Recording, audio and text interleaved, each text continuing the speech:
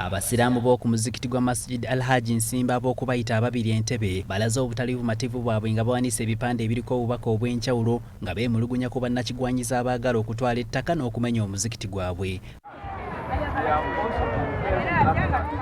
Bano batulaze ebyayonooneddwa omuli ebisenge ebyamenyeddwa, emmotoka ezayonooneddwa wamu n'amasasi we gaayita mu bulumbaganyi obwabakolebwako.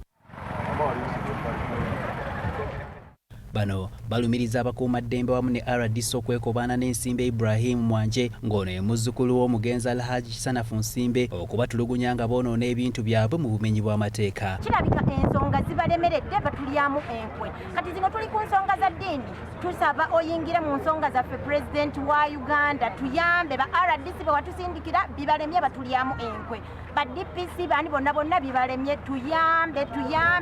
Tetulina bwe tusinziza tubeera ku bunkenke. Amasasi babakuba abaana abakuumawo ekiro kati tuddukire wange eno yensi yaffe Uganda. Bano bagamba nti ettaka omuzikiti kwe litudde lyabaweebwa omugenzi Alhaji Nsimbe ekisanafu mu mateeka nga n'endagaano ezaakolebwa weeziri. Kufuna na kyapa ya wange nenga kulani yaffe eri proof before the land title ekyo naye nsonga mukyogireko.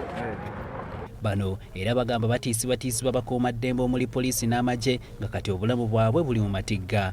Tuyambe oyingire mu nsonga zaffe tukooye okukaabanga enkya n'eggulo. Imamu waffe atukulembera ali ku bunkenke bagenda mutwala nga lwaki bamutwala olw'ensonga z'ettaka. Ebyapa tubiyina ebiri original. Mother title bazikyusakyusa dda eyo mu landisi. Pulezidenti yingira mu nsonga zaffe. Tubeere n'eddembe aw'okusinziza nga naye bw'olina eddembe w'osinziza. Ly'omubaka akiikirira Busiro mu Paalamenti Matovu Charles avumiridde ebikolwa bino era agamba bagenda kukwatira wamu n'abasiraamu okulaba nga bagonjoola ensonga eno. Nja kulumba DPC, nja kukubira RDC nabo batubuulire kubanga omulimu gwa RDC tegumuwa buyinza kukola munnamateeka oba kuba mulamuzi.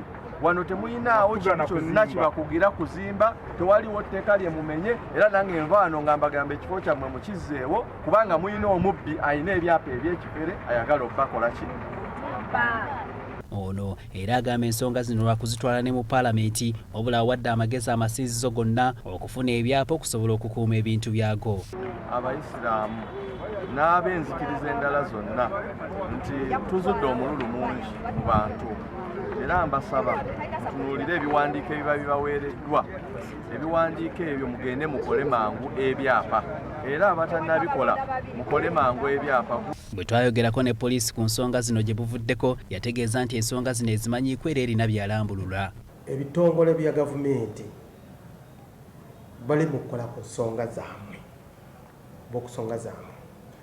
Lwaki ate mugenda mu maaso n'okutandika kulwanagana, okusika omugwa?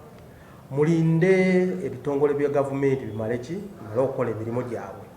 Hasif Sekiwunga ne Rachel Namuli, BBS Terefayina.